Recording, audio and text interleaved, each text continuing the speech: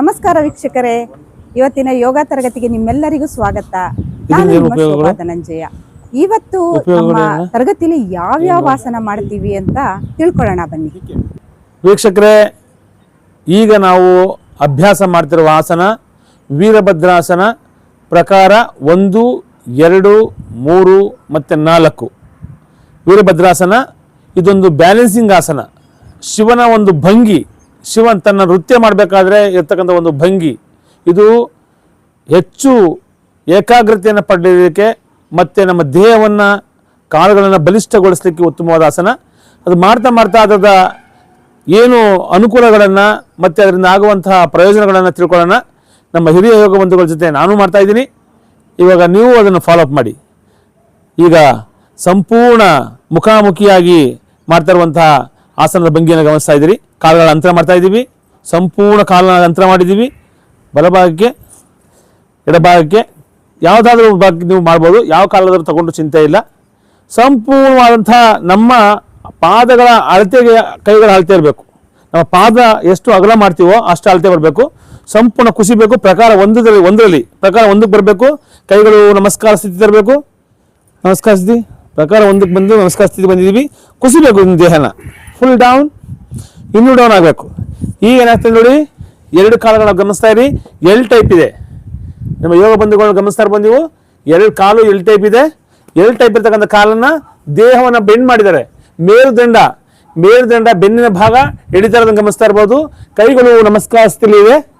ಈಗ ಏನಾಗ್ತದೆ, ಈ ತೋಳಿನ ಭಾಗ ಎಡಿತಾರದನ್ನು ಗಮನಿಸ್ತಾ ಇದ್ದೀರಿ ಮೇಲ್ಮುಖವಾಗಿ. ಹಾಗೆ ನಮ್ಮ ದೃಷ್ಟಿ ಮೇಲ್ಮುಖದಿಂದ ಕತ್ತಿನ ಭಾಗಕ್ಕೆ ಉತ್ತಮವಾದಂತಹ ಸೆಳೆತ ಸಿಗ್ತಾ ಇದೆ. ಸೊಂಟದ ಭಾಗಕ್ಕೆ ಸೆಳೆತ ಸಿಗ್ತಾ ಇದೆ. ಏಕಾಗ್ರತೆಯನ್ನು ಮಾಡ್ತಾ ಇದ್ದಾರೆ. ಈ ಆಸನವನ್ನು ವೀರಭದ್ರಾಸನ ಪ್ರಕಾರ 1 ಎನ್ನುತ್ತೇವೆ. ಬಂಧುಗಳು ಮೇಲ್ಗಡೆ ಬನ್ನಿ. ಬಂಧುಗಳೇ, ವೀಕ್ಷಕರೇ ನೋಡಿ ಗಮನಿಸ್ತಾ ಇದ್ದೀರಿ. ಈ ದೇಹವನ್ನು ಕುಸಿಬೇಕು. ಎಷ್ಟು ಸಾಧ್ಯನೇ ಅಷ್ಟು ಕುಸಿಬೇಕು. ಈ ಮಂಡಿಯ ಭಾಗವನ್ನು ಗಮನಿಸ್ಬೋದು. ಈ ಎಡಗಾಲಿನ ತೊಡೆ ಹಿಂದೆ ಚಾಚಿರುವಂತಹ ಕಾಲು ಬೆಂಡಾಗಬಾರ್ದು, ನೇರವಾಗಿರಬೇಕು. ದೇಹ ಸ್ಥಿತಿ ಸ್ಥಿರವಾಗಿರಬೇಕು. ಇಲ್ಲಿಂದ ನಿಧಾನ ಮೇಲೆ ನಿಲ್ಲಿಸಿ, ನಿಧಾನ ಕೈಗಳನ್ನು ನಿಲ್ಲಿಸಬೇಕು. ಆನಂತರ ಕಾಲನ್ನು ಸೇರಿಸ್ಬೇಕು. ಇದು ಪ್ರಕಾರ 1. ಪ್ರಕಾರ 2 ಮಾಡಿ ನೋಡೋಣ. ಬಂಧುಗಳೇ, ಪಾದ ಬದಲಾವಣೆ ಮಾಡ್ಕೋಬೋದು. ಪ್ರಕಾರ ಈ ವೀರಭದ್ರಾಸನ ಪ್ರಕಾರ 1ರಲ್ಲಿ ಪಾದ ಬದಲಾವಣೆಯನ್ನು ಮಾಡಬೇಕಾಗುತ್ತೆ. ಅದನ್ನು ಒಂದ್ಸರಿ ತೋರಿಸ್ಬಿಡೋಣ. ಈಗ ಯಾವ ಕಾಲನ್ನು ಮಾಡಿದ್ರಿ ಆ ಕಾಲಿಗೆ ಆಪೋಸಿಟ್ ಕಾಲನ್ನು ನಾವು ಮಾಡಬೇಕು. ಮೊದಲು ನಾನು ಬಲಗಾಲ ಮಾಡಿದ್ದೆ, ಈಗ ಎಡಗಾಲನ್ನು ಮುಂದೆ ಮಾಡ್ತಾ ಇದ್ದೀವಿ. ಗಮನಿಸ್ಬೋದು, ಪಾದ ಬದಲಾವಣೆಯನ್ನು ಗಮನಿಸ್ಬೋದು. ಸಂಪೂರ್ಣ ದೇಹವನ್ನು ಕುಸಿಬೇಕು. ಕುಸಿದು ಕೈಗಳು ನಮಸ್ಕಾರ ಸ್ಥಿತಿಗೆ ಹೋಗಬೇಕು. ಮೇಲೆ ಕುಸಿಬೇಕು. ಸಂಪೂರ್ಣ ಕುಸಿರಿ. ಕೆಳಗಡೆ ಎಷ್ಟು ಸಾಧ್ಯ ಆಯ್ತು ಅಷ್ಟು ಕೆಳಗಡೆ ತಳ್ಳಬೇಕು. ಈ ತಳ್ಳಿದಾಗ ಏನಾಗ್ತದೆ, ನಮ್ಮ ದೇಹದಲ್ಲಿ ಬಿಗಿ ಸೆಳೆತ ಸ್ಟಾರ್ಟ್ ಆಗುತ್ತೆ. ಎದೆ ವಿಶಾಲಗೊಳಿಸ್ತದೆ. ನಮ್ಮ ಮಂಡಿಯಲ್ಲಿ ಅಗ್ನಿಸಾರ ಉತ್ಪತ್ತಿ ಆಗುತ್ತೆ. ಬೆಂಕಿಯ ಭಾಗ ಮಂಡಿ ನೋವು ಇದ್ರೆ ನೋವು ನಿವಾರಣೆಗೆ ಉತ್ತಮವಾದ ಆಸನ. ಯಾವಾಗ ನೀವು ಇಲ್ಲಿ ಪ್ರೆಷರ್ ಜಾಸ್ತಿ ಆಗುತ್ತೋ ಮಂಡಿ ನೋವು ನಿವಾರಣೆ ಆಗುತ್ತೆ.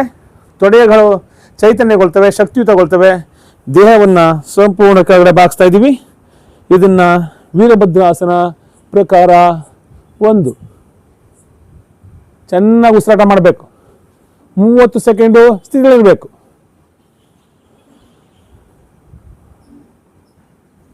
ನಿಧಾನಕ್ಕೆ ಮೇಲೆ ಬನ್ನಿ. ಕೈಗಳನ್ನು ನಿಧಾನಕ್ಕೆ ಇಳಿಸಿ, ಕಾಲುಗಳನ್ನು ಕೂಡಿಸಿ. ಇದು ಪ್ರಕಾರ 1. ಪ್ರಕಾರ 2 ಮಾಡಿ ತೋರಿಸೋಣ. 2 ಸೆಕೆಂಡ್ ವಿಶ್ರಾಂತಿ ಮಾಡಿ. ಈಗ ಪ್ರಕಾರ 2ಕ್ಕೆ ಹೋಗೋಣ. ಕಾಲುಗಳನ್ನು ಅಂತರ ಮಾಡಿ, ಸಂಪೂರ್ಣ ಅಂತರ ಮಾಡಿ. ನಮ್ಮ ಕೈಗಳಷ್ಟು ಅಂತರ ಇರಬೇಕು. ದೇಹವನ್ನು ಈ ಬಲಗಾಲಿನ ಪಾದಗಳು 90 ಡಿಗ್ರಿ ಇರಬೇಕು. ಎಡಗಾಲಿನ ಪಾದ 45 ಡಿಗ್ರಿ ಇರಬೇಕು. ಕುಸಿಬೇಕು. ದೇಹನ ಇನ್ನೂ ಕುಸಿಬೇಕು. Down, full down. ಕುಸಿಬೇಕು. ಕೆಳಗಡೆ ಕುಸಿತಾ ಹೋಗಿ ತುದಿಗೈ ನೋಡಬೇಕು. ತುದಿಗೆ ಹಸ್ತವನ್ನು ನೋಡಬೇಕು.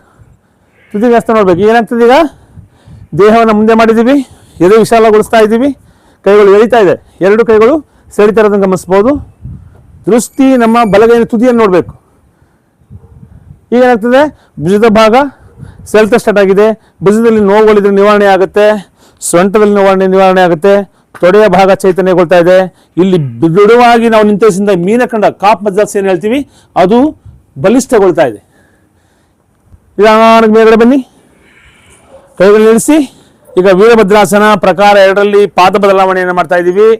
ಎಡಗಾಲನ್ನ ಮುಂದೆ ಹಾಕ್ತಾ ಇದ್ದೀವಿ, ಕೆಲವರು ಬಲಗಾಲನ ಮುಂದೆ ಹಾಕ್ಬೋದು. ಮೊದಲು ಮಾಡಿದಂಥ ಕಾಲ್ಗೆ ಆಪೋಸಿಟ್ ಮಾಡ್ಬೋದು. ಫುಲ್ ದೇಹವನ್ನು ಕುಸಿಬೇಕು.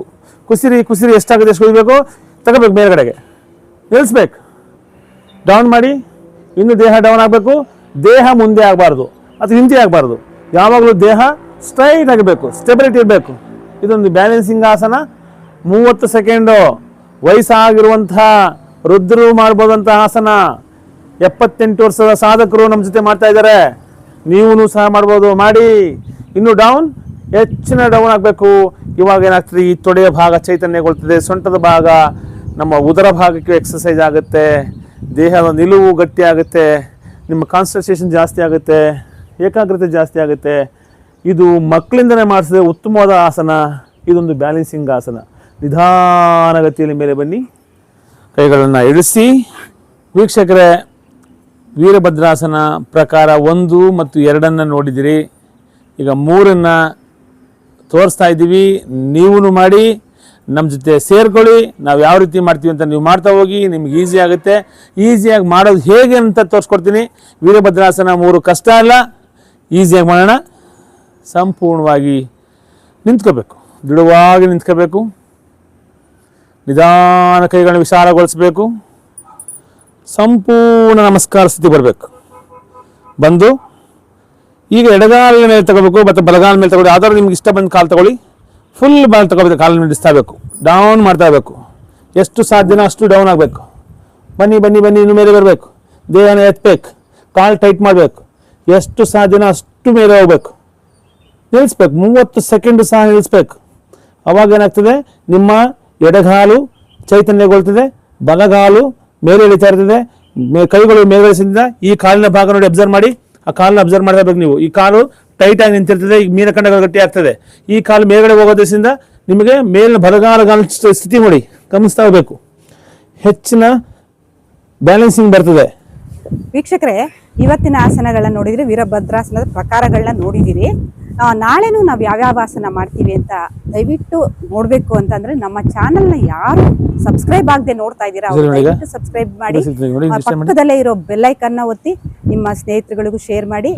ಶೋಧ ಸದಾ ನಿಮ್ಮೊಂದಿಗೆ.